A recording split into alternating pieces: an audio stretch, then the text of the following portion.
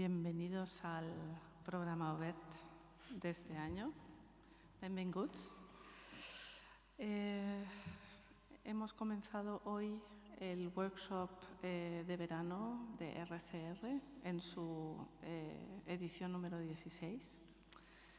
Aquí estamos rodeados de participantes venidos de todo el mundo y ahora comenzaremos con una segunda parte que compartimos con la ciudad de Olot y sus habitantes, que es el programa abierto que este año dedicamos al tema del aire, que pese a su naturaleza invisible, siempre ha tenido un papel clave en la arquitectura y el urbanismo, porque la salud y el bienestar físico y psicológico de las personas dependen de las cualidades del medio ambiente.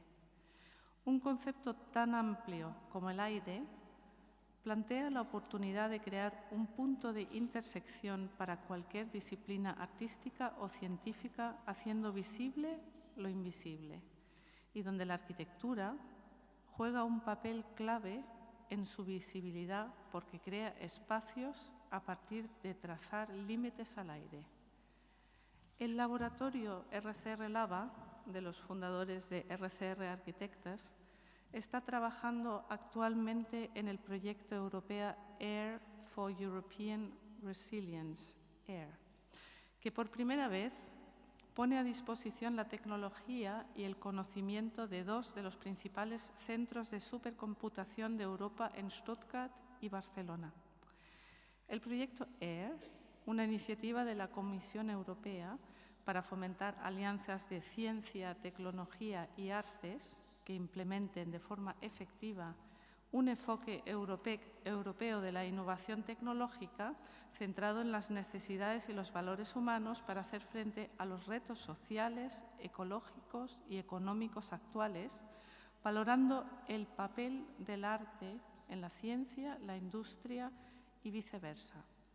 Este proyecto subraya la importancia de incluir en particular las industrias culturales y creativas para aumentar la competitividad de Europa y estimular la innovación.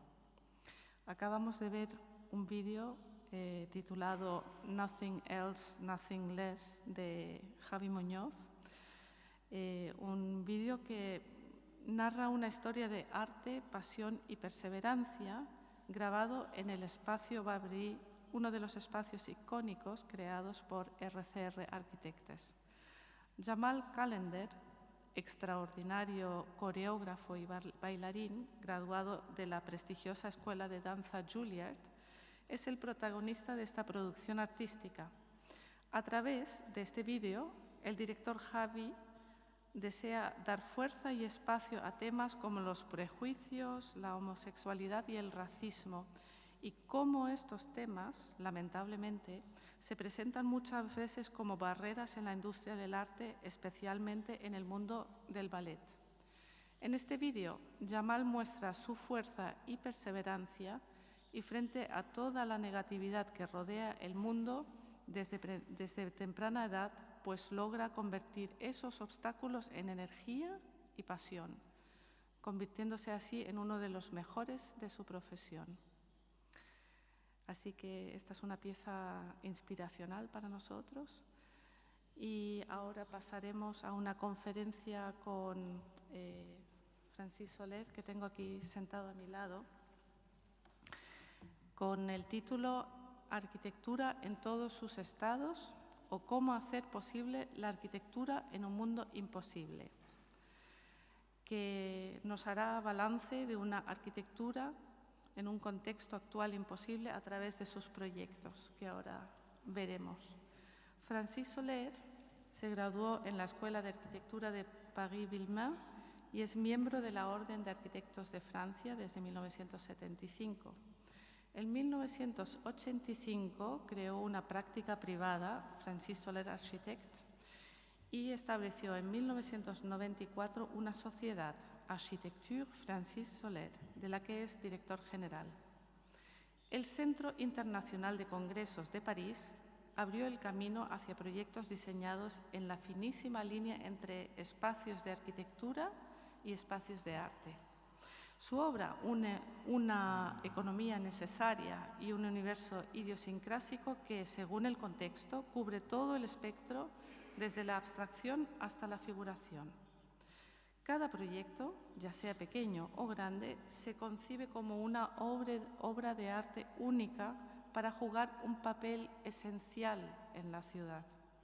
Sus investigaciones y obra es muy variada y abarcan viviendas, equipamientos del sector terciario, proyectos culturales. Aquí destacaríamos el Musée de Quai Branly o el Cours Visconti del Musée du Louvre, la Filarmónica de París, el Centro Cultural en Calvi-Balagne y proyectos urbanos y regionales. La oficina también ha participado en más de 200 concursos de arquitectura nacionales e internacionales para proyectos públicos y en numerosos concursos invitados. Su trabajo y diseños han sido objeto de varias conferencias en todo el mundo y han sido ampliamente publicados en la prensa nacional e internacional como AMC, Archinews, Intramuros, Le Moniteur, Beaux-Arts, Architectural Review, Archiplus, Bauwelt y Arquitectura Viva. Francis Soler ha recibido notables distinciones en Francia, como el Gran Premio Nacional de Arquitectura en 1990, el nombramiento a comandante de la Orden de las Artes y las Letras en 2005 y a caballero de la Orden Nacional de la Legión de Honor en 2007. Y ahora, con esta introducción, pasamos la palabra a Francis Soler.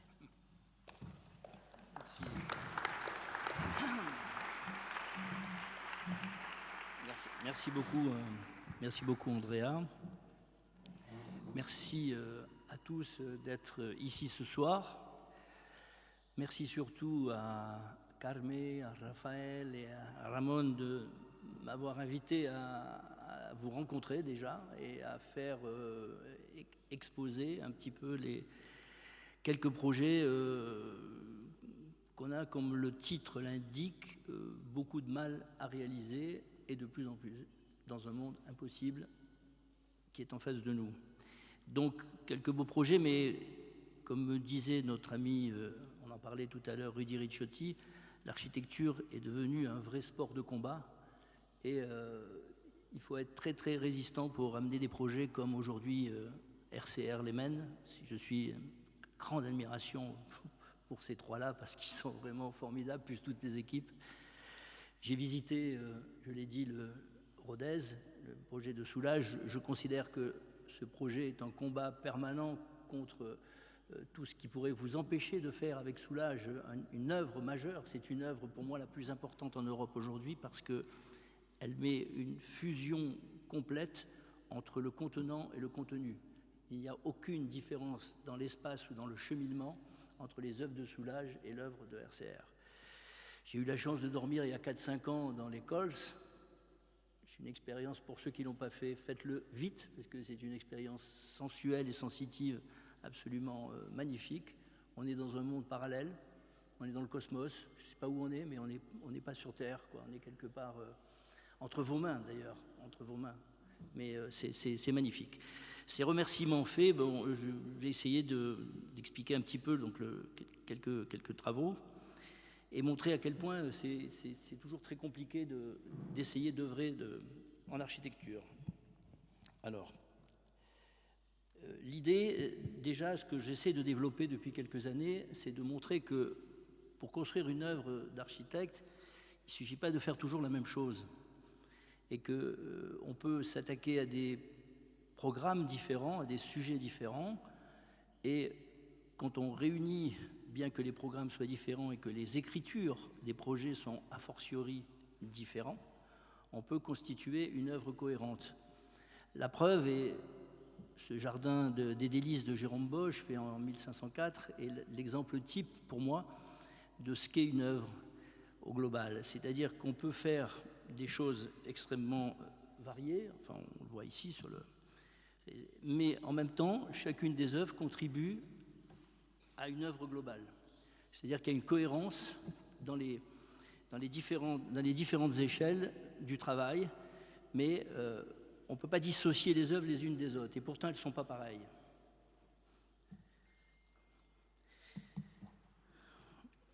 Alors, je vais commencer d'abord par un projet plus récent, c'est pour le projet pour EDF, qui est le grand électricien de France, qu'on a fini donc en 2016, après 3 ans d'études et 3 ans de chantier. Un projet, finalement, je commence par le plus facile, parce qu'il a été assez vite fait, parce qu'on avait en face de nous des gens cultivés et intelligents. Et donc on a pu aller vite, et on a pu faire quelque chose d'extrêmement intéressant. Ce sont finalement... c'est un bâtiment qui est le centre de recherche sur le plateau de Saclay, qui est le nouveau plateau à Paris, où tous les scientifiques se réunissent, où toutes les grandes écoles sont là, Polytechnique, toutes les grandes écoles. Et donc, c'est constitué de 4 bâtiments, 4 cercles. L'un plus grand fait 167 mètres de diamètre. Les autres se promènent entre 70 mètres et 40 mètres. Alors, je crois que le thème de la conférence était l'air, c'était l'espace, le mouvement. Et si ces bâtiments sont circulaires, c'est parce que quand on a en main un grand programme qui fait quand même presque 100 000 mètres carrés, en tant qu'architecte, on travaille à partir du paysage, à travers de ce qu'on peut donner aux gens, qu'il ne soit pas massif ou trop prégnant. Il y a quand même plus de 2000 personnes qui vivent dans ce centre. Donc l'idée de l'emboîtement des cercles permet des perspectives. Pardon, c'est mieux comme ça. Merci, oui, merci. Donc l'emboîtement permet des perspectives qui ralentissent comment dire, la vision massive du projet. C'est-à-dire qu'on peut se balader dedans, il y a toujours des endroits où ça fuit de tous les côtés.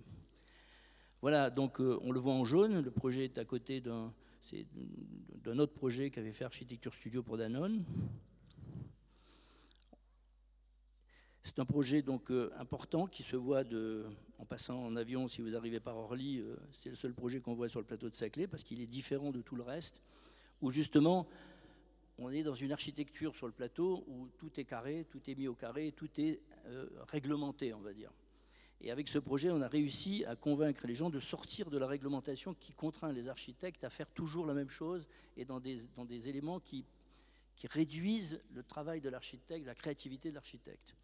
Donc on a réussi à s'en sortir. Ça donne des éléments qui, comme on le voit, sont faits avec éliminant un espace fonctionnel au centre et puis tout autour des ventelles en verre qui servent à la fois à maîtriser le vent et en même temps de dominer aussi la lumière. Ça bouge toute la journée, c'est-à-dire c'est comme quelque chose qui varie suivant la course du soleil.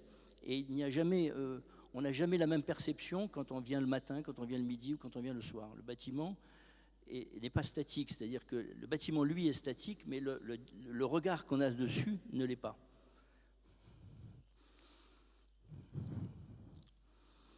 Voilà, vite, quelques éléments des bâtiments vus du dessus. Donc là, le grand bâtiment, c'est le bâtiment de la recherche.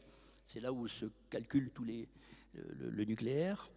Et puis les autres bâtiments qui sont devant, c'est une salle d'accueil avec des éléments de travail, on va dire, où on met en scène tout ce qui a été étudié dans ce grand bâtiment. Alors, ce qui est intéressant, c'est qu'on a pu expérimenter, venant d'ailleurs d'Allemagne, un système qui s'appelle la dalle active. C'est-à-dire que comme on avait une grosse masse de bureaux à faire, l'idée c'était de faire un bâtiment 100% flexible. C'est-à-dire qu'il faut savoir que les gens de EDF changent de structure de projet pratiquement tous les 3 mois ou 4 mois. Donc l'idée c'était de faire comme ici, c'est-à-dire des espaces qu'il n'y ait pas de poteaux au milieu et qui permettaient à la fois de pouvoir les rafraîchir ou de les chauffer par la dalle. C'est-à-dire que la dalle est comme un radiateur qui produit du chaud et du froid et qui, par son épaisseur de 40 cm, permet de franchir 12 mètres d'un coup. Donc, comme vous le voyez dans la partie basse, entre les deux façades, il n'y a pas un seul poteau, il n'y a pas un seul passage de fluide, puisque tous les fluides sont ramenés sur la façade. Voilà ce que ça donne, donc, une fois habité par les restaurations. Ça, c'est des bureaux, c'est-à-dire dans les mêmes espaces, on peut faire différents programmes. Et au centre, à l'accueil, des éléments qui sont éclairés par-dessus mais où la particularité de ce projet, c'est que la structure qu'on voit en croix, elle passe dans le trou, c'est-à-dire qu'on ne tient pas les pleins, mais on tient les vides. C'était très difficile à mettre en place avec nos ingénieurs, mais une fois qu'ils ont compris, ça s'est fait assez facilement. C'est-à-dire qu'on a une structure qui descend à travers des vides par ce qu'on appelle une poutre poisson qui passe par-dessus. C'est d'une très haute technologie. La salle, il y avait une salle de 550 places qui devait réunir l'ensemble des chercheurs pour des conférences, comme ici. Et ça, c'est l'endroit le plus secret du bâtiment. C'est là où toute la recherche expérimentale se fait. C'est-à-dire tout ce qui a été étudié se fait physiquement dans ces espaces-là. Alors la personne que vous voyez sur votre gauche, c'est un photographe qui se promène dans le bâtiment, qui est un ami à moi, un peu à la manière de Jacques Tati, qui fait aussi des photos de lui-même à l'intérieur du bâtiment. C'est-à-dire qu'il ne photographie pas le bâtiment, il se photographie lui dans le bâtiment. C'est une mission que je lui avais confiée. Donc voilà des espaces aussi, et à chaque fois il y a tout un travail sur l'échelle, c'est-à-dire qu'il y a des échelles qui sont importantes, et à chaque fois on ramène une petite échelle un peu plus petite qui permet aux gens de sortir, de discuter, de fumer, de boire un coup, enfin de parler. Ça c'est l'entrée du bâtiment, donc on comprend bien la question de la ventilation, je dirais, de l'espace, pas la ventilation de l'air mais la ventilation de l'espace, où les éléments sont en friction, ils passent les uns aux autres, et on n'a jamais, quand on se promène dans ce centre, on n'a jamais l'impression de la massivité des 100 000 m² qui sont produits. C'est-à-dire qu'on n'a pas l'impression que c'est grand.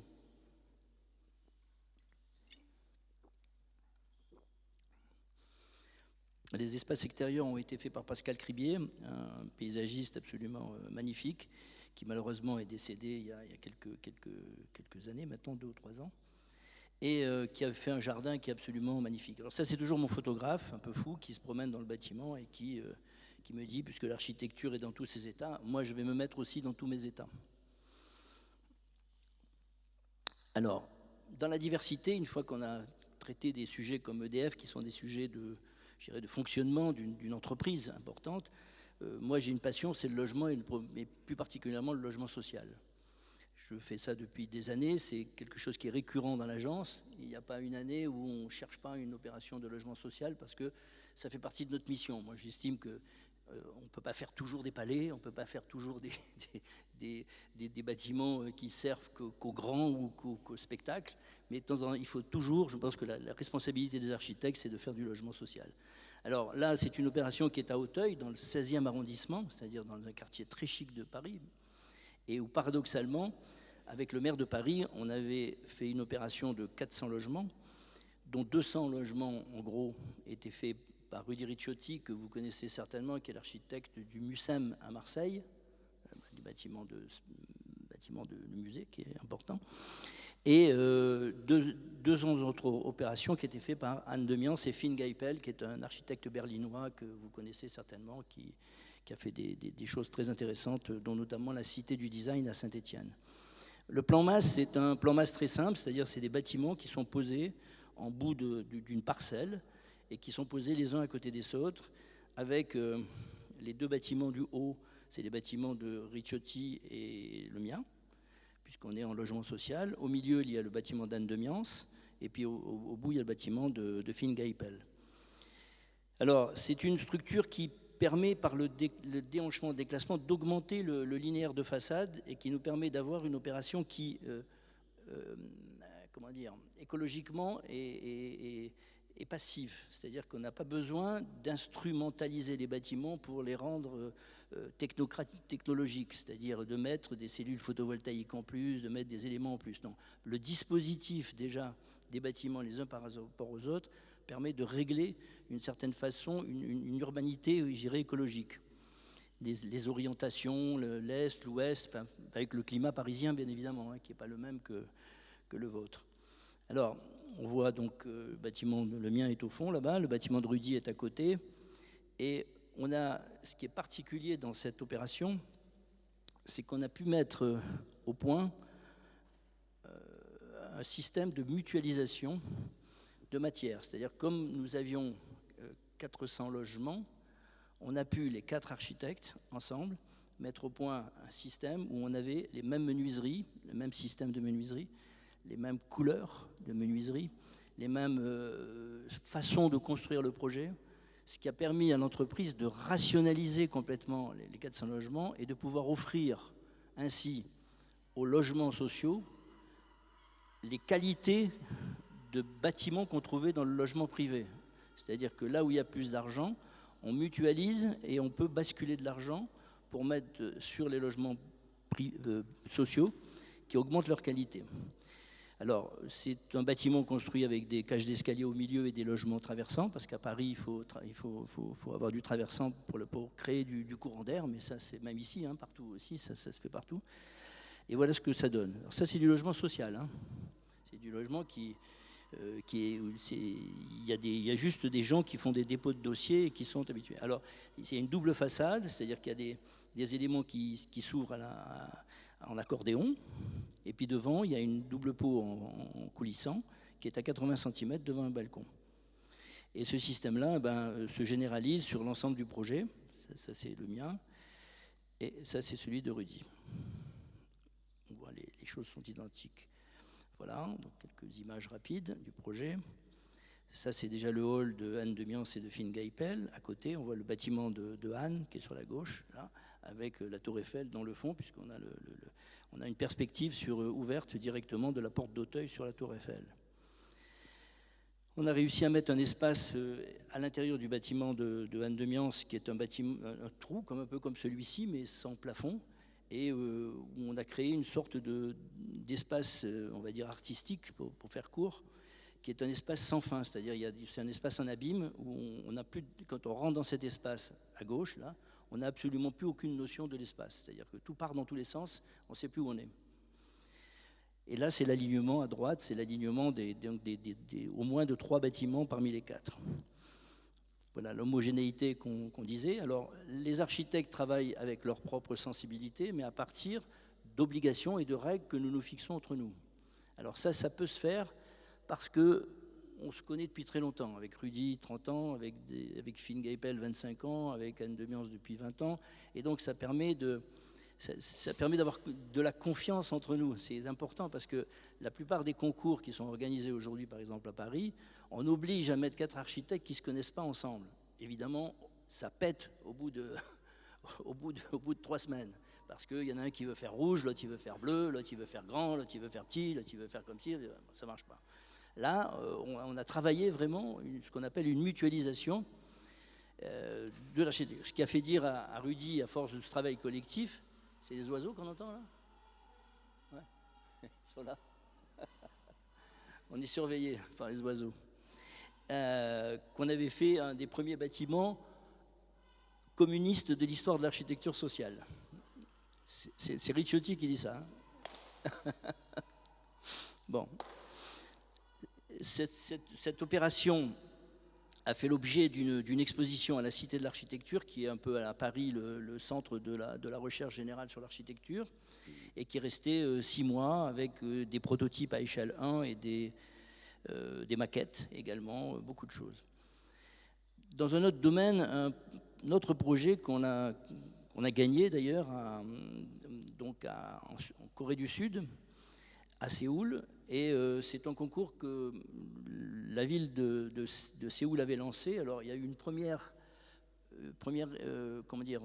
premier groupe de concours qui avait été lancé par la ville qui s'appelait Underground. Dominique Perrault a été un des lauréats de cette opération française. Et ensuite ils ont pris Superground, c'est-à-dire qu'après Underground, on était dans Superground. Et ce projet-là a été désigné lauréat avec 2 autres projets, un italien, Maximiliano Fuxas, et un espagnol, Eduardo Arroyo, amigo, un très très grand ami, de Madrid. Donc ça se passe sur le fleuve, à Séoul, et il y avait au bord du fleuve, on le voit, une grande autoroute avec beaucoup à la fois de pollution et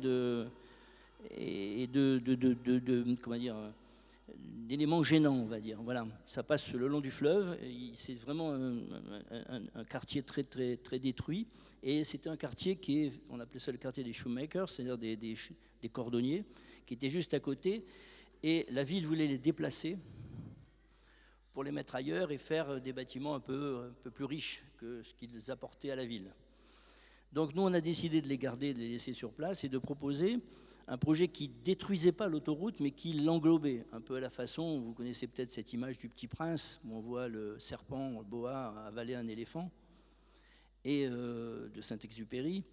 Et donc l'idée, c'était de laisser finalement, que ça ne coûte pas cher, de laisser l'autoroute en place et de venir le digérer sous des structures qui permettaient de créer un bâtiment, du coup, qui passait sur l'eau. Et on creuse en dessous, et du coup, on fait passer l'eau de l'autre côté, du côté de la rive.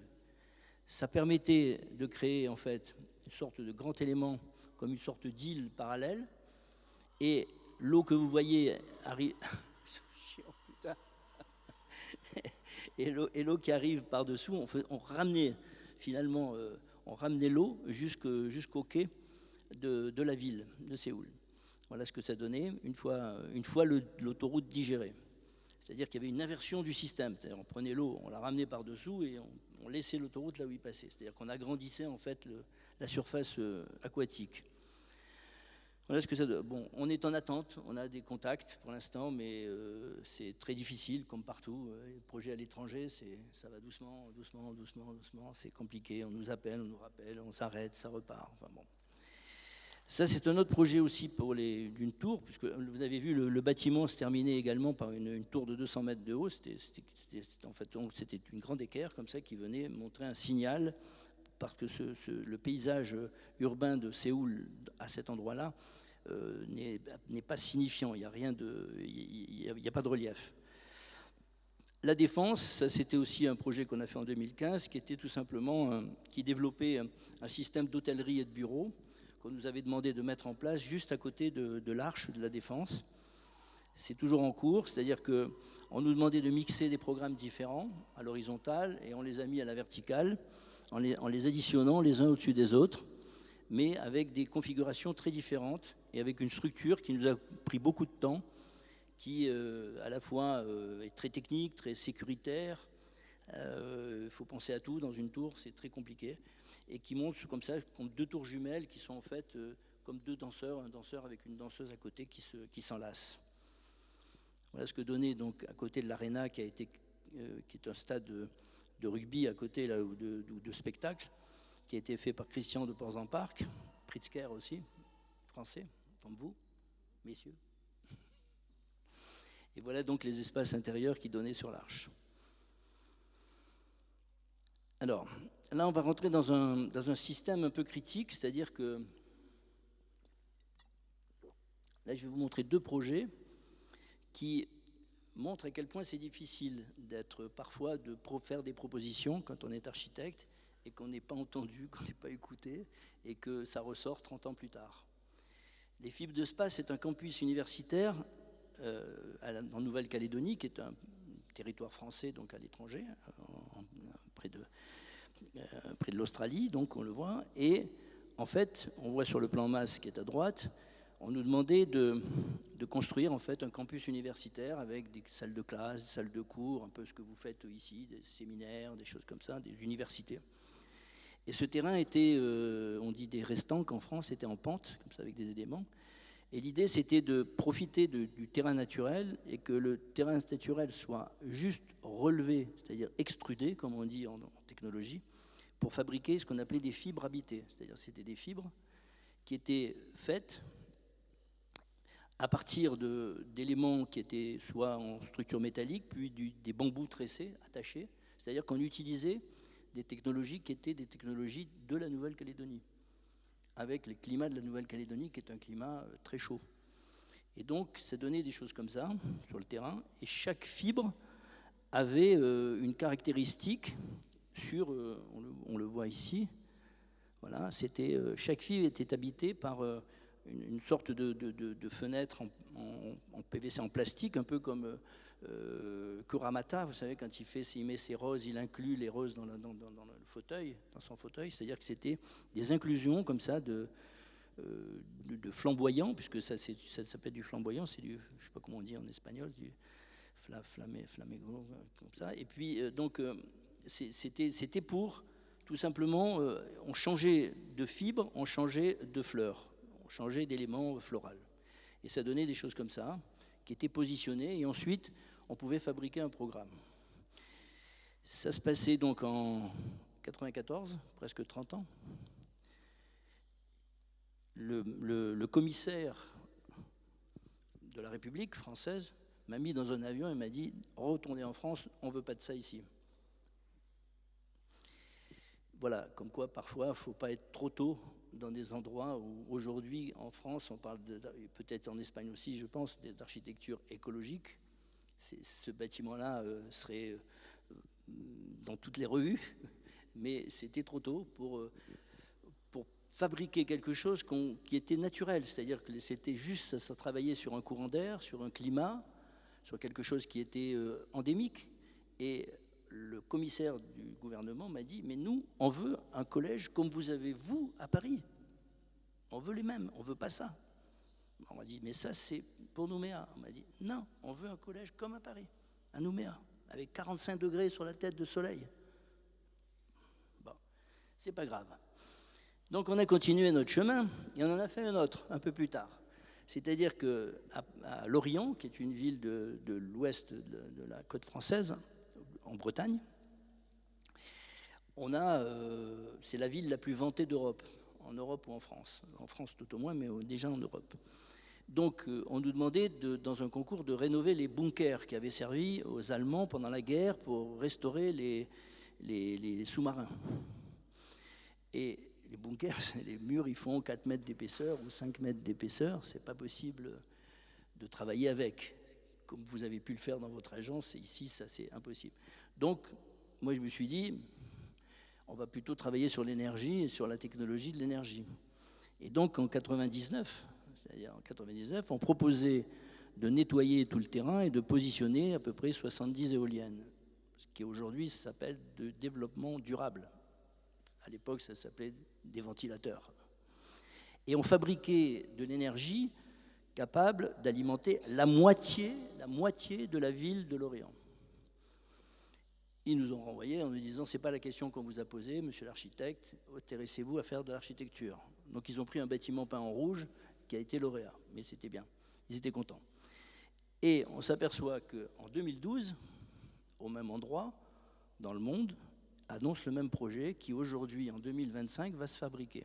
C'est-à-dire qu'il aura fallu 24 ans pour qu'on comprenne que Lorient était la ville la plus vantée de France et qu'elle pouvait produire une énergie renouvelable. 24 ans d'amortissement entre le moment où vous proposez une idée et au moment où elle se fait, par d'autres, pas par vous, par d'autres. 24 ans. Donc ça montre à quel point, comme je disais au début, l'architecture n'est possible que dans un monde impossible, et dans ce monde impossible, il faut faire malgré tout, il faut avancer. Donc voilà, donc il y a eu mieux, il y a eu ces bâtiments de la rue Émile Durkheim qui est assez emblématique dans mon travail, puisque en 97, je proposais déjà de faire des appartements sociaux avec des façades sérigraphiées, mais pas seulement ça, c'est-à-dire que l'idée du social, c'était de toucher à toutes les dimensions de l'habitation, c'est-à-dire à la fois sur la perception qu'on pouvait avoir de dehors vers dedans, parce que c'est toujours, l'architecture sociale est toujours un peu pauvre, un peu délaissée pour le regard qu'on peut apporter, et aussi de l'intérieur. C'est-à-dire que j'avais inventé une structure de poteaux dalles, comme on faisait d'ailleurs en Espagne plutôt qu'en France, puisque la Costa Brava, c'est que ça, hein.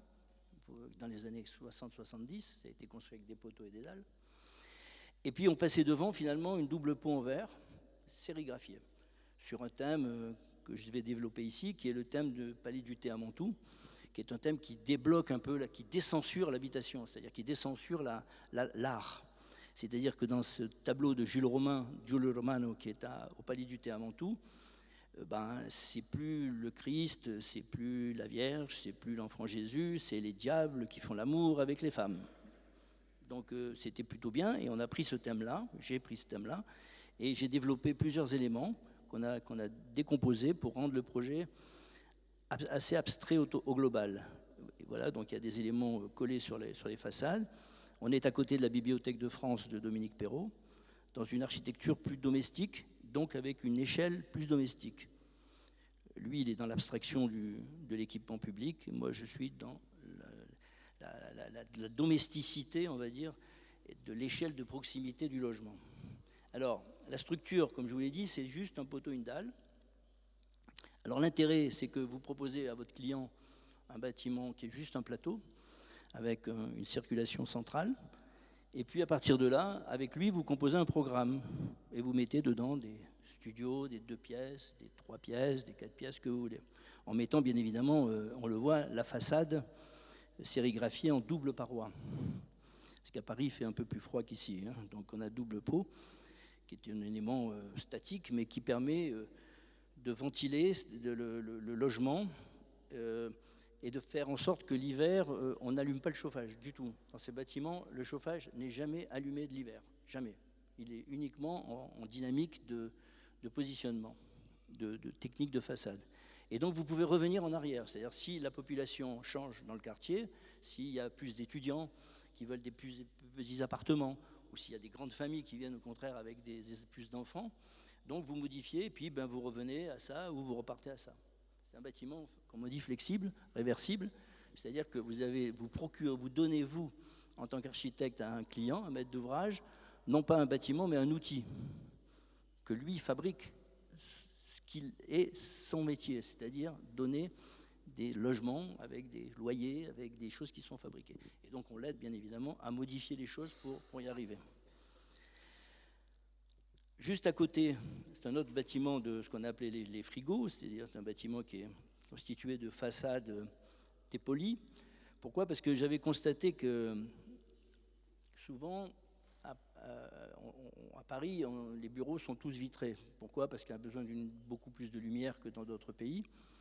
Mais la difficulté de ces bureaux qui sont vitrés, c'est que quand vous passez devant, il y a quand même des ficus, des philodendrons, des caisses de carton, plein de choses qui ne sont pas très agréables à voir depuis l'extérieur sur l'intérieur. Donc ça ne participe pas à, je dirais, un respect du dedans vers le dehors.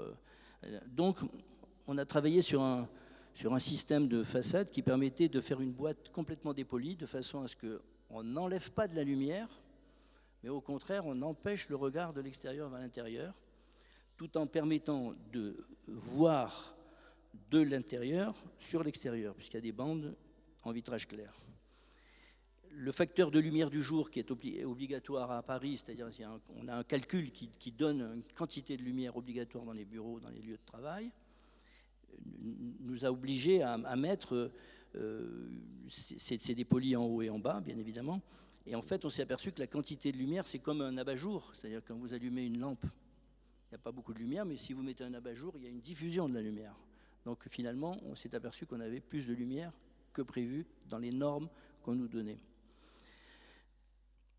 Après, les éléments sont décentrés, donc ça, c'est les parties pour les pompiers. Ce que vous voyez, c'est les accès des pompiers qu'il faut rentrer à chaque fois dans les façades. Donc ça a permis de faire une architecture un peu en acier et qui donne ce bâtiment à côté des frigos.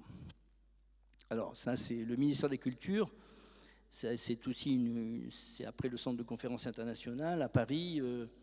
On a un bâtiment qui était fermé sur les 4 côtés.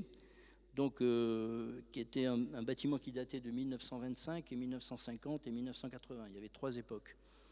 Et le ministère de la Culture voulait s'installer dedans, a lancé un concours international que j'ai gagné et qui s'est fait. Et l'idée, c'était d'éclairer la cour en enlevant un bâtiment et en répartissant la lumière. Attendez, c'est là. Là, on le voit là, c'est-à-dire qu'en répartissant les surfaces, ici, l'ancien bâtiment était là, et là, on a enlevé un bâtiment ici pour plâtrer tout ça et donner de l'épaisseur à ces bâtiments et les rendre plus fonctionnels. Et comme on avait un passé qui était,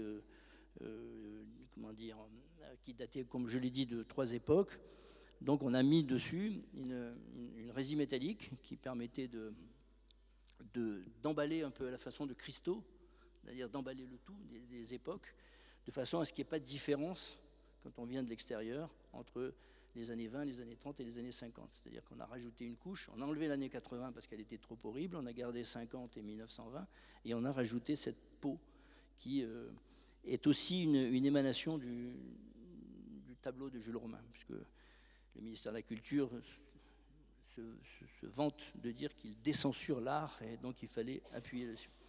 Voilà, donc la lumière naturelle rentre dans les bâtiments, donc à l'intérieur. Ça, c'est à 11h du matin sans aucune lumière électrique, donc ça montre qu'on peut fonctionner, et des éléments. Un autre domaine qu'on a exploré, c'est le domaine des ponts, parce que j'avais participé déjà quelques années avant, vous êtes peut-être passé au viaduc de Millau. Sur le viaduc de Millau, j'avais fait le concours, un projet qui a été construit ensuite par Norman Foster, et donc le jury nous avait nommé lauréat, mais le ministère a choisi Norman Foster. C'est pas grave. Donc, oui, les ponts, ça m'intéresse depuis longtemps. Donc, on nous a appelés en concours international aussi, pareil, en Italie, sur l'Arno, c'est près de Florence. Et donc, il fallait relier deux nationales. Et voilà ce qu'on a fait, donc aussi en acier corten, cette fois-ci, puisque là, ça se justifiait, on va dire, avec le paysage. C'est un pont très simple qui fait 1,2 km de long et qui traverse tout un paysage où il y a ce qu'on appelle en français un méandre, hein, c'est-à-dire on traverse les deux éléments pour passer d'une rive à une autre.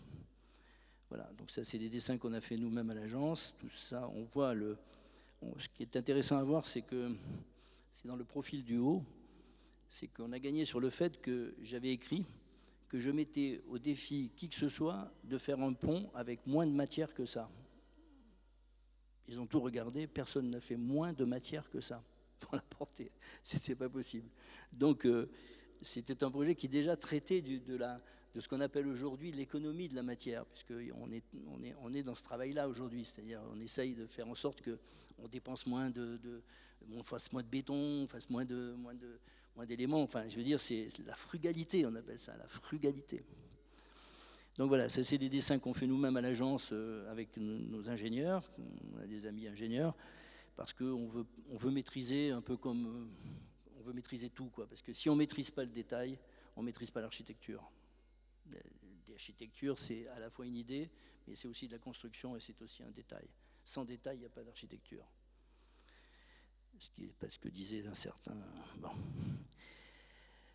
Un autre projet qu'on a fait toujours sur le même système, mais vous voyez comme les choses, comme je disais, sont des œuvres différentes. C'est-à-dire c'est un pont, mais ça c'est la grande ligne de 13 qui a été lancée. On a fait ça avec Romain Ricciotti, qui est le fils de Rudy Ricciotti, qui est un ingénieur extrêmement brillant, et Rudy Ricciotti. Donc on a fait un projet à partir de ce qu'on appelle le béton de haute performance. C'est-à-dire que Lafarge développe des bétons qui permettent d'avoir des fibres à l'intérieur plutôt que d'avoir des aciers à l'intérieur des bétons, et on peut avoir ce qu'on appelle plus de ductilité, c'est-à-dire que le béton commence à ressembler à la souplesse de l'acier. Donc on arrive à diminuer les épaisseurs. Par exemple, ce que vous voyez ici, c'est le pont qui est en train de se construire là aujourd'hui, puisqu'on n'a pas gagné ce concours. Hein. Et ça, c'est à peu près 2 mètres l'intrados pour porter deux tramways. Nous, on proposait de faire quelque chose qui est en pré-contrainte et qui mesurait seulement 40 cm d'épaisseur et qui tenait les 2 tramways. Tout a été vérifié et calculé par le fils de Rudy, et ça donnait des choses comme ça. Alors l'intérêt, c'était que comme il y a une bataille, un combat entre ceux qui veulent enterrer les réseaux ferrés et ceux qui veulent les laisser au-dessus, alors l'État les laisse au-dessus parce que c'est beaucoup moins cher, parce qu'enterrer, c'est 200 ou 300 fois plus cher. Donc nous, ce qu'on avait dit, c'est que sur le plan politique, il faut faire quelque chose de plus fin possible, malgré toutes les contraintes techniques. Et donc, on a travaillé à partir d'un béton de haute performance qui nous permettait d'avoir à la fois de la matérialité, mais en même temps très très peu de mise en œuvre de matière. Alors le paradoxe, c'est que le projet qui a gagné, c'est un projet comme ça, là, comme je vous ai montré à gauche, et que 6 mois après, ils ont appelé Romain Ricciotti pour leur demander de faire le même pont que nous, mais sans nous. Misère de l'architecture. Alors, je reviens sur le logement parce que c'est toujours pareil, chez moi c'est récurrent. Ça, ce sont des appartements qu'on a développés à Batignolles aussi pour le compte de Vinci Immobilier. Et c'est plus classique, c'est sur le parc Martin Luther King, à côté du bâtiment Café Piano, là, pour Renzo Piano pour le ministère de la Justice. Et là, on développe aussi toute une série d'ouvrages où les façades sont importantes, puisqu'elles sont à la fois de temps en temps sérigraphiées, de temps en temps laissées en verre clair, avec des garde-corps qui sont mobiles, qui permettent à la fois de stopper le vent, c'est-à-dire qu'ils sont à 1,25 m, ou de se rabaisser et d'être à la hauteur normale. Voilà, donc ça c'est de là. On a testé aussi la sérigraphie sur tôle, qu'on voit à gauche, c'est-à-dire que c'est un bâtiment qui est tatoué, et on le voit sur la façade arrière, il est presque entièrement tatoué. C'est-à-dire qu'on a dit, bon, puisque les bâtiments sont tatoués, essayons d'industrialiser l'idée et de la faire en sorte qu'on puisse la porter à très très grande échelle sur le bâtiment. Le dernier projet que je présente, donc c'est un projet pour la Poste aussi, pas très loin de chez moi d'ailleurs, la rue Campagne Première, à Montparnasse. Et là, on s'attaque à un autre sujet que j'avais jamais réellement traité jusque-là, qui était la rénovation d'équipements, transformation pour en faire du logement social et du logement privé. Alors, là, on est dans un quartier de Paris, on est à côté de Montparnasse. Ça a été très compliqué parce qu'on est parti sur une rénovation normale, comme les architectes savent faire, en gardant ce qu'ils peuvent garder, en rajoutant de l'isolant, en mettant des fenêtres dessus. Donc, pour arriver à faire des petites choses comme ça, en restructuration, et partir de là également. Alors, on l'avait fait dans le ministère de la Culture, comme je vous ai montré tout à l'heure aux bons enfants, mais on ne l'avait jamais fait en logement.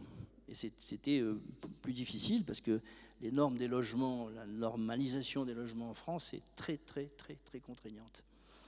Donc, on a réussi à faire quand même des appartements avec des grandes baies vitrées, avec des éléments spacieux et des façades qui sont entièrement en inox. Alors ça, c'était le scandale dans Paris, parce que Paris, c'est de la pierre. Maintenant, c'est du bois. Avec la nouvelle municipalité, c'est du bois, du bois, du bois, du bois et du bois. Avant, c'était de la pierre. Et quand on a dit, nous, on va faire en inox, ils nous ont dit, vous êtes cinglés, vous êtes fous, c'est pas possible, c'est pas possible. Et finalement, on a réussi, parce que l'architecture est un sport de combat. On lâche rien et on travaille tout le temps. Et on recommence et on recommence. Donc voilà, les bâtiments sont restés sur des structures anciennes, mais ont pris une nouvelle peau qui est en fait en acier inoxydable, parce que en acier, quand on travaille, il y a où l'acier est déjà rouillé, ça c'est leur spécialité, ARCR, c'est de l'acier Corten, on va dire, ou c'est de l'inoxydable, c'est-à-dire ça ne rouille pas. Mais il n'y a pas le choix entre les deux, on ne peut pas faire un acier normal, enfin, tout au moins à l'extérieur. Donc voilà les appartements tels qu'ils se présentent aujourd'hui, à la fois logements sociaux et logements privés mixtes. C'est une opération toute petite où il fallait bricoler un peu dans tous les sens, il fallait traiter ça. Voilà, donc on retourne. En fait, l'architecture est donnée par le plan du PLU, c'est-à-dire qu'en fait, on prend les normes, on prend le vide, on prend les normes qu'on nous donne et on construit à l'intérieur de ces gabarits. C'est-à-dire qu'on n'invente pas une forme comme à EDF. EDF, j'étais libre de faire des ronds, des carrés, des triangles, ce que je voulais. Là, pas possible. Là, le tracé, il est prédigéré. Mais c'est un autre exercice. C'est pour ça que surtout que le métier d'architecte est intéressant, c'est qu'on est confronté à des exercices toujours différents. Voilà ce que donnent donc les éléments en acier. Ce sont des panneaux, tous les mêmes, qui sont avec, ça s'appelle du GKD, vous connaissez peut-être, c'est un élément, c'est fait par les Allemands. C'est une résiste métallique et qui va très bien. Donc ça c'est le jardin qui est fait. Ça c'est des éléments de confort thermique. Voilà. Alors, comme je vous l'ai dit, pour moi, l'architecture, c'est d'abord la question du logement.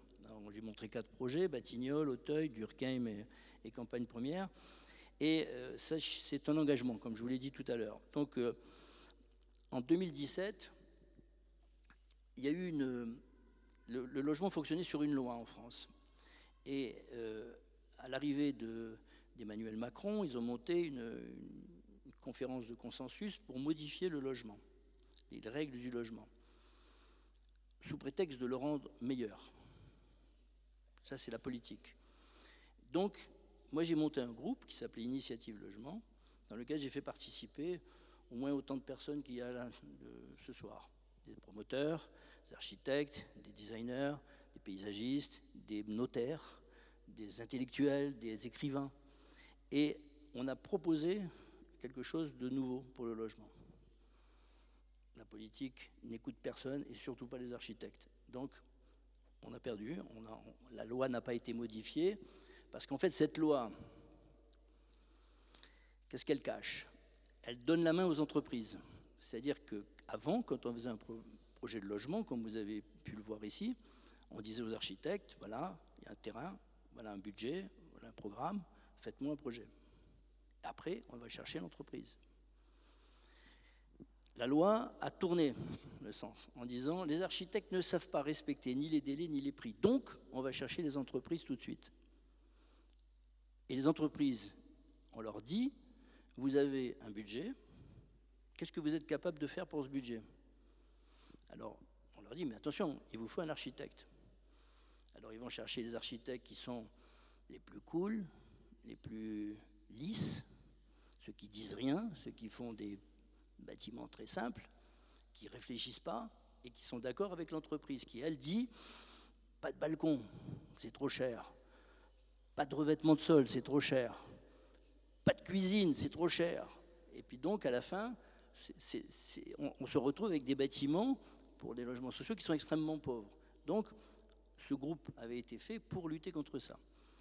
Alors, on n'a pas été pris parce qu'évidemment, la stratégie, c'était de donner la main aux entreprises, donc au capital, donc faire du logement social toujours pour plus de profit dans les grandes entreprises, mais pas pour les gens. Donc on a continué et tout ce qu'on avait proposé, qui était la transversalité, l'interministériel, l'architecture, le démembrement, il y avait tout un travail qui avait été fait qui était énorme. C'était un bouquin de 50 pages. On l'a finalement pas laissé tomber. On a remonté un autre groupe avec d'autres architectes, avec des gens qui appartenaient à l'État. Et alors, effectivement, là, il y a une petite phrase qui était pendant le Covid, parce qu'à chaque fois, on m'interrogeait, on me dit, mais qu'est-ce que vous avez appris du confinement? Alors, je répondis qu'on est tous capables d'applaudir à la fenêtre, c'est tout. Parce que ça ne nous a rien apporté de plus, on n'a pas progressé. C'est-à-dire que le logement n'a pas progressé. On a dit qu'il fallait des espaces extérieurs, on a dit qu'il fallait mieux vivre, on a dit que, mais on n'a rien fait. Donc, à part applaudir à la fenêtre à 20h pour les soignants, on n'a rien fait. Donc, on a monté récemment, mais là, c'est sans fin, je n'ai pas d'issue. On a été reçu à Matignon il n'y a pas longtemps par la Première ministre, Elisabeth Borne, où on a fait une reproposition de remodification de cette loi Elan au profit de l'usager et des architectes et non pas de l'entreprise. Donc on est en France dans un conflit d'intérêts où si on ne monte pas au sommet de l'État, on n'a aucune chance de modifier la qualité du logement. Je ne sais pas comment ça se passe en Espagne ou ailleurs, ou en Suisse, je ne sais pas, mais en France, c'est très difficile aujourd'hui de faire du logement social parce que les entreprises ont pris la main. Et c'est plus les architectes ne comptent plus. C'est-à-dire que vous pouvez faire ce que vous voulez, vous pouvez dire ce que vous voulez, ça ne compte pas.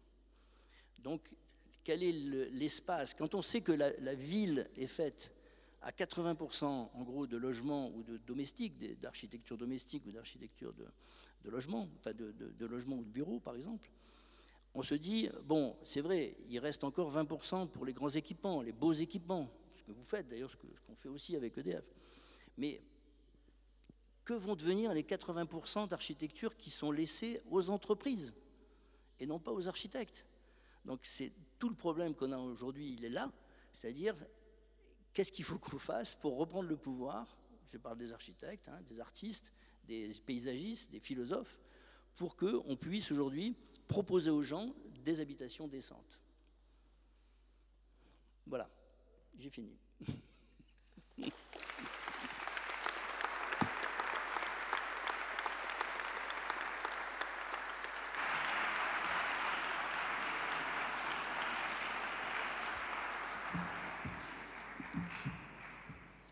Si vous avez des questions, des choses qui...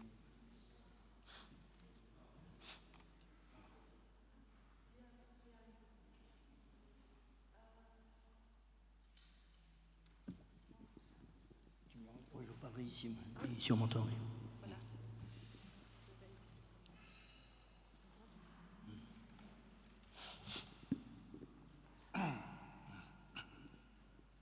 Bonsoir. Thank you for giving me this opportunity to ask you questions. I have two questions for you. So the first one is about the social housing program. Because when I was studying in China, I also carried research on social housing.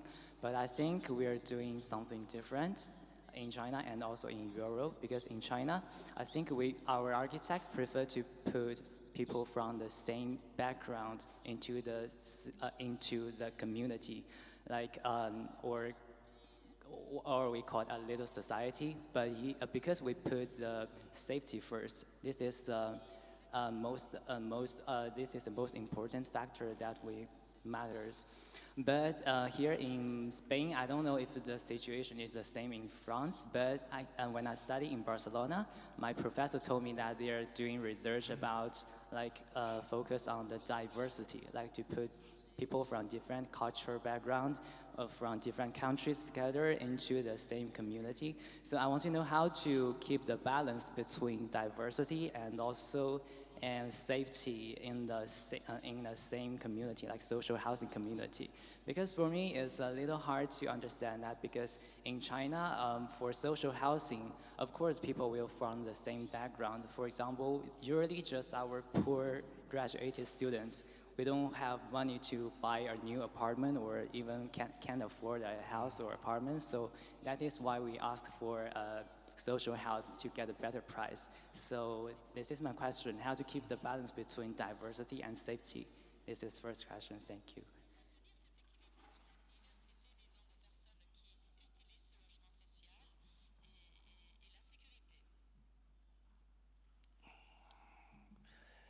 C'est une question très difficile, parce qu'elle est à la fois...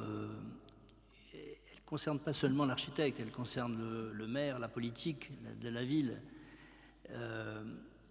En France ou en Espagne, je pense, à la différence de la Chine, quand on construit des logements sociaux, c'est pour loger des gens qui ont peu de moyens. En Chine, ça doit être pareil, je suppose. Alors après, la difficulté, c'est de faire vivre ensemble des gens qui viennent d'ethnies ou de cultures différentes. C'est ta question. Ça, c'est très compliqué, parce que moi, j'ai habité dans une banlieue autour de Paris qui s'appelle Sarcelles, qui a été grandement construit dans les années 60-70. J'y habitais 20 ans, donc dans un milieu social où tout était mélangé. Il y avait de tout. Il y avait des Chinois, il y avait des Juifs, des Arabes, des Noirs, des grands, des petits, il y avait de tout. On était tous unis dans une valeur qui était celle d'habiter ensemble pour s'entraider et sortir de cela. J'en suis sorti. Et d'autres de mes amis en sont sortis. Mais le problème, c'est que on le voit aujourd'hui avec les émeutes, notamment, si vous avez peut-être suivi sur Paris, enfin sur la France, de manière générale, le problème est un problème vraiment d'ethnie et de difficulté d'intégrer des gens qui ne veulent pas s'intégrer. Donc quand vous avez dans un immeuble des gens qui ne veulent pas s'intégrer, l'immeuble il est foutu. C'est pas l'architecte qui peut régler le problème. L'architecte, ce qu'il peut faire, c'est de donner à tous ces gens-là qui sont d'une culture différente une surface, une façade et une liberté totale de l'espace. Mais toi qui es chinois, tu vas habiter l'espace de manière totalement différente de moi qui suis français. Tu vois ce que je veux dire? C'est-à-dire mais l'important pour l'architecte, c'est qu'il puisse, sans faire, on ne va pas faire, par exemple, parce qu'on a des Algériens, on ne va pas faire des Casbahs. On est en France. Donc l'idée, c'est de fabriquer des espaces qui soient ouverts, polyvalents, et qui permettent à chacun d'y trouver son cadre, tu vois, d'y fabriquer sa vie. Et ça, c'est très compliqué à régler parce que c'est plus, je dirais, social et politique qu'architectural. Nous, on peut juste proposer des choses intéressantes à moindre coût. Tu vois, c'est-à-dire qu'on n'a pas beaucoup d'argent pour construire du logement. Donc ce qu'il faut, c'est qu'on trouve les moyens de donner à ces gens-là l'impression qu'ils sont riches, tu vois, avec rien. Et ça, je trouve que c'est un travail intéressant pour les architectes. C'est-à-dire qu'on devrait apprendre ça dans les écoles. C'est-à-dire comment, avec rien, donner aux gens l'impression qu'ils sont riches. Ça, c'est déjà énorme. Ça s'appelle le respect.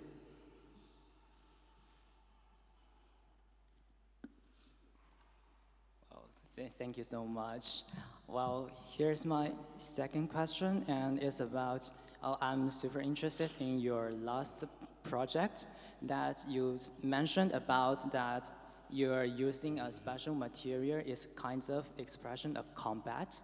Like, for me, I understand it as like architecture communication. But for me, I think it's important to express architecture idea to the public. So how could our architects do it in a better way that let the public know that we are expressing our ideas? But for example, if I'm just a citizen, I'm not architect, but you're telling me that you're using this masonry to showing your combat to the maybe the waste of the material or something like that, but I'm a citizen, I don't know that. But how to express this idea in a better way, like to broadcast our architecture idea, how to do the architecture communication in a better way. Thank you.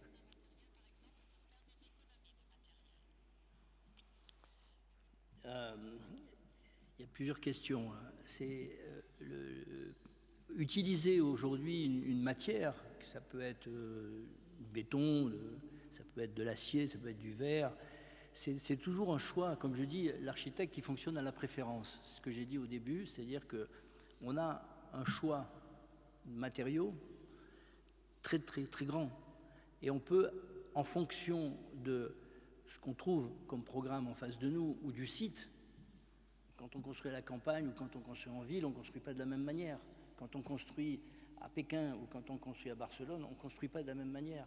Donc nous, architectes, nous devons rester disponibles, c'est-à-dire avoir un magasin de connaissances et qu'à chaque fois qu'on a quelque chose à faire, réfléchir sur l'environnement, réfléchir sur le contexte social, réfléchir sur l'espace, sur plein de choses. Il y a plein de paramètres dans l'architecture. C'est le métier le plus synthétique au monde, synthèse. Et pas faire comme, je m'amuse à le dire souvent, comme fait Richard Meyer, qu'il soit à Barcelone ou qu'il soit à Naples, il fait toujours du carrelage blanc.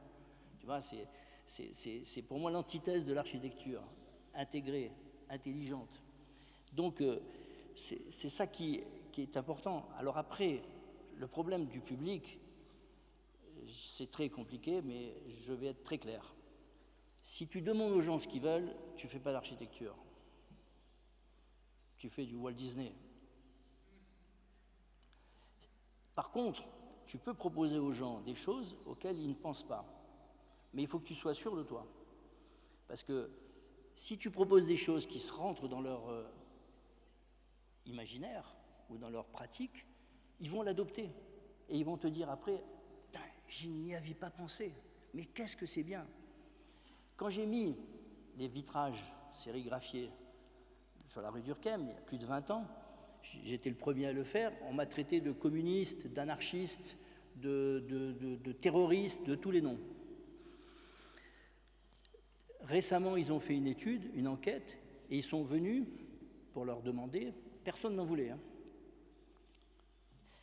Des étudiants se sont mis en quête de dire, on vient faire une étude chez vous, ils frappaient aux portes, on va vous changer les vitrages, on va enlever les sérigraphies, on va vous mettre du vitrage clair.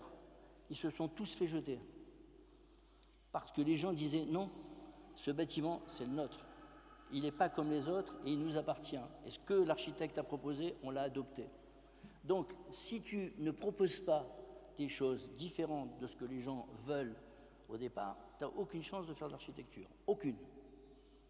Tu vas faire ce que les gens attendent, c'est-à-dire ils vont te dire je veux de la pierre, je veux du bois, je veux ci, je veux ça. Donc ça peut être bien si tu as des gens cultivés en face de toi ou des gens qui savent ce qu'ils veulent, ça marche.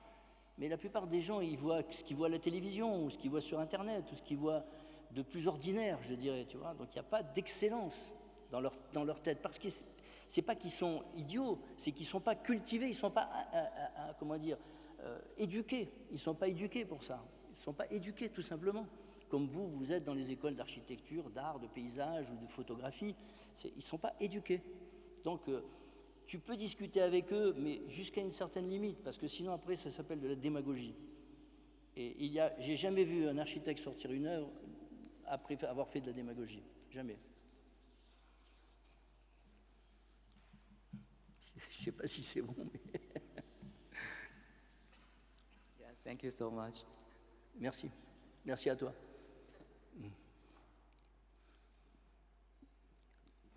¿Alguna pregunta más? Non. Sí. Miguel. Michael.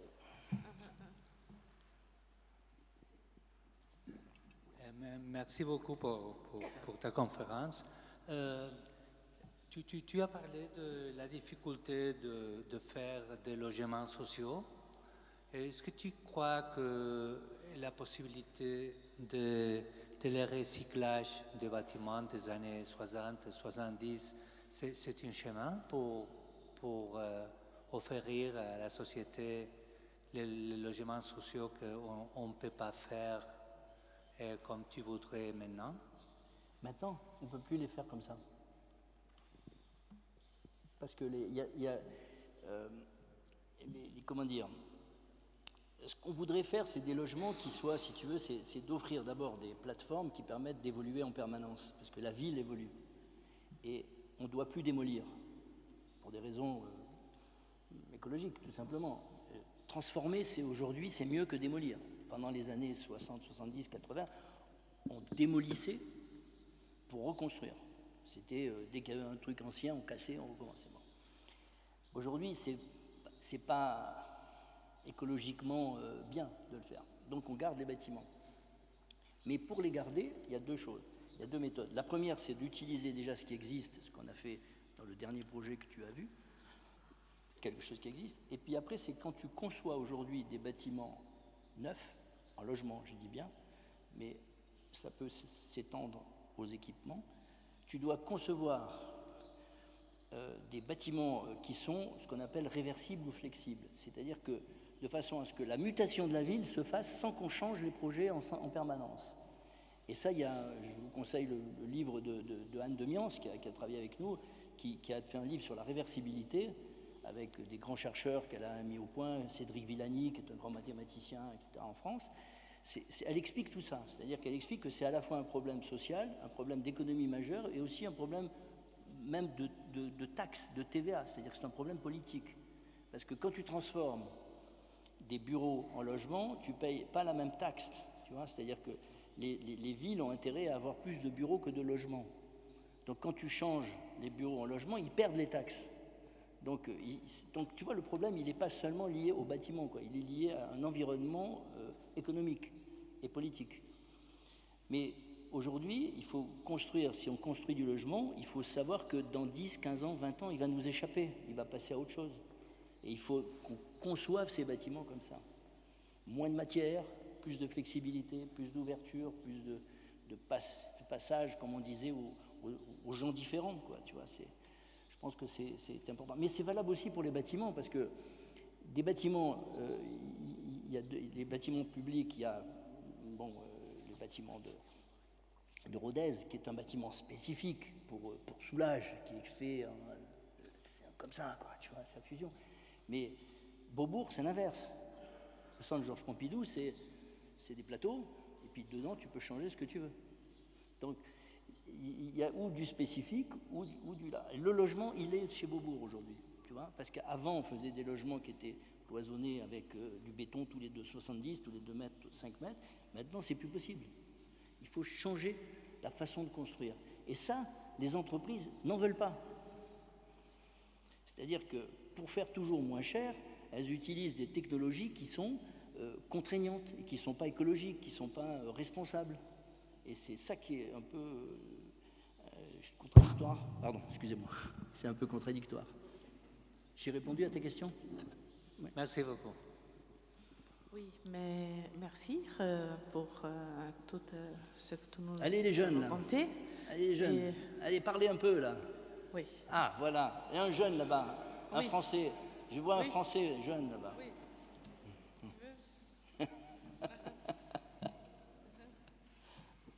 je ne m'identifie pas forcément totalement aux jeunes, mais je vais bien quand même parler un petit peu, si on peut.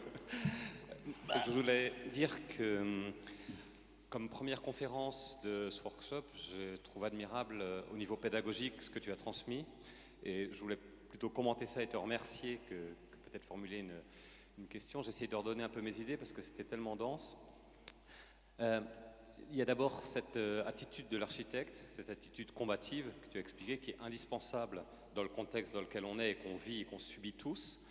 Et le fait que cette combativité ne peut pas être un combat individuel, mais j'ai énormément apprécié la façon dont tu as expliqué que, notamment pour les logements sociaux, que 3 architectes peuvent se mettre d'accord, peuvent en bonne entente proposer quelque chose sans que forcément ça ait été préalablement prévu par des règlements de concours, des choses comme ça, et que c'est en travaillant ensemble qu'on va pouvoir réussir peut-être à résister un petit peu au rouleau compresseur de la fatalité qui engendre cette architecture que tu as un peu décrite, qui ne semble être que le résultat de ce qu'on attend de...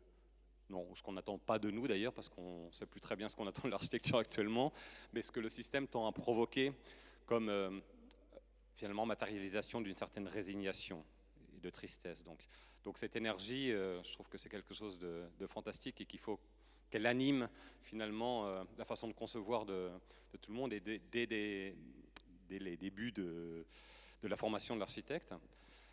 Et ensuite, j'ai énormément apprécié la façon dont tes travaux montrent comment on peut dépasser parfois des oppositions un peu simplistes entre une certaine culture constructive et une culture artistique. Et finalement, on revient aux racines de l'architecture, art et techné, non ?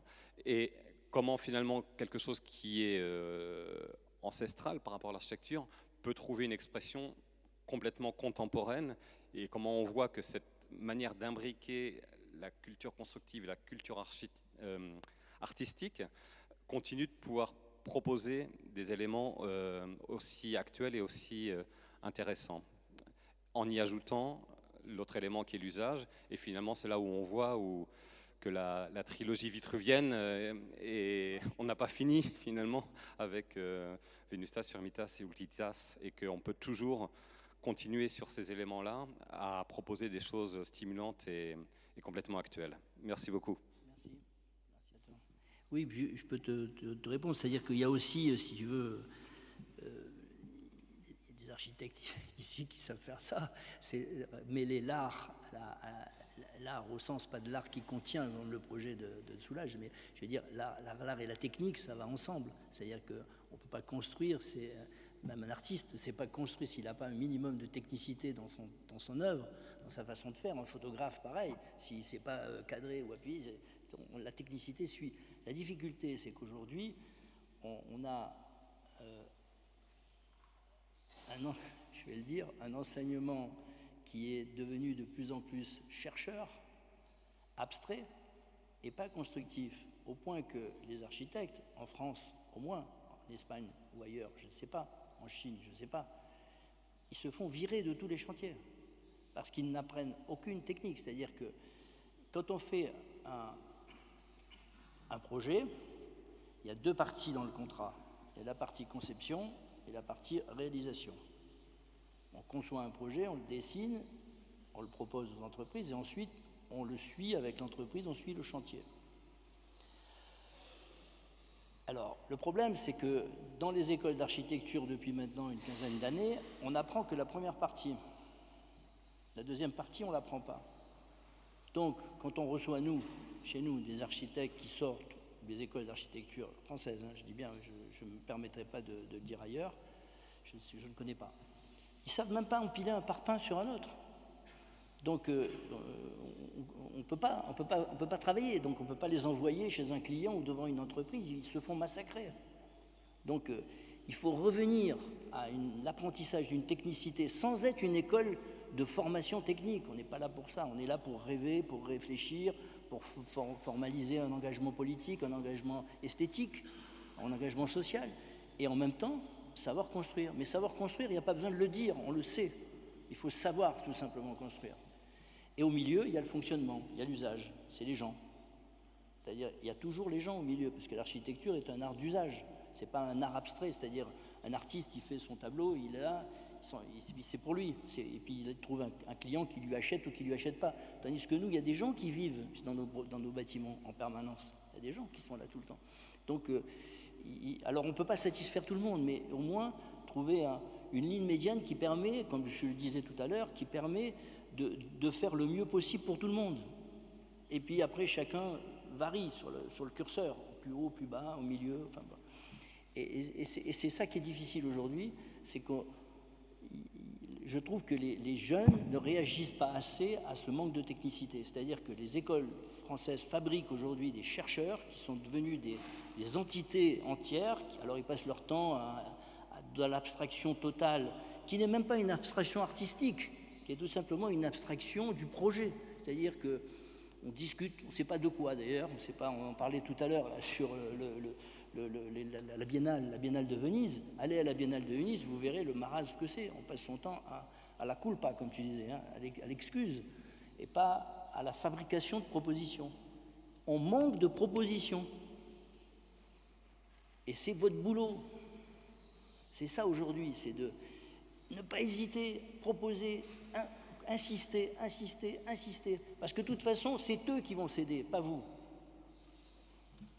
Ils céderont avant vous. Mais si vous n'insistez pas, ils sont gagnants, hein, ça c'est sûr. Oui.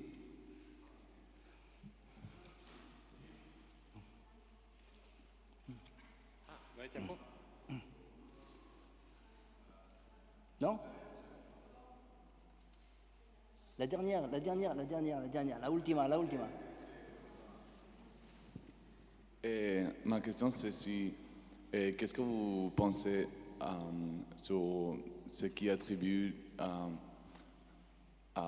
l'art comme dans les quartiers, dans les logements sociaux et qui sont faits dans les années 60, la délinquance, que ça soit par l'architecture. Et qu'est-ce que vous en pensez et quand vous avez pensé à faire la sérigraphie dans des bâtiments, vous avez pensé que c'est de mettre l'originalité sur votre bâtiment, ça allait peut-être descendre la probabilité de ça, de que ça se passe quelque chose. Je comprends la question. Je vais répondre très vite puisque je crois qu'on doit finir. L'architecture n'est pour rien dans les problèmes sociaux. C'est pas elle qui règle les problèmes. Ce qui règle les problèmes, c'est l'éducation, le travail, l'envie, les études, l'éducation, mais pas l'architecture. L'architecture, pour te donner un exemple, moi j'ai habité Sarcelles dans des logements sociaux pendant 20 ans. Je passais tous les jours devant des bâtiments qui sont à Neuilly-sur-Seine. Neuilly-sur-Seine, c'est le quartier très chic de Paris. C'est les mêmes bâtiments, la même architecture. Sauf qu'à Neuilly-sur-Seine, c'est propre, c'est bien, c'est impeccable. Et à Sarcelles, c'était abandonné. Tu vois, je veux dire, c'est pas une question d'architecture. L'architecture, elle est là pour avoir un plus, un complément d'âme. Mais elle n'est pas là pour régler les problèmes sociaux. Elle ne le peut pas, ça ne sert à rien. Tous les architectes qui font croire que grâce à l'architecture, je parle du logement des villes, hein, des sociaux, etc., ils vont à eux tout seuls régler les problèmes, c'est des mensonges, ça ne marche pas, ça ne fonctionne pas. C'est pas vrai, l'architecture, elle n'est pas là pour ça. Alors on peut améliorer la rue Durkheim, tu dis, bon, on va leur donner quelque chose en plus, toujours ce que je disais tout à l'heure à ton camarade. On essaye, nous, architectes, de donner le maximum de choses qui permettent de monter le niveau, toujours au même prix. C'est-à-dire que tu as toujours un même prix, mais tu te trouves des combines pour élever. Bon, alors tu vas peut-être régler 1% du problème, ou 2%. Mais c'est déjà énorme. C'est déjà énorme. Il faut que l'architecte considère qu'il a un rôle social et politique. Sinon, il n'existera plus dans les 20 ans à venir. C'est là-dessus que je conclus.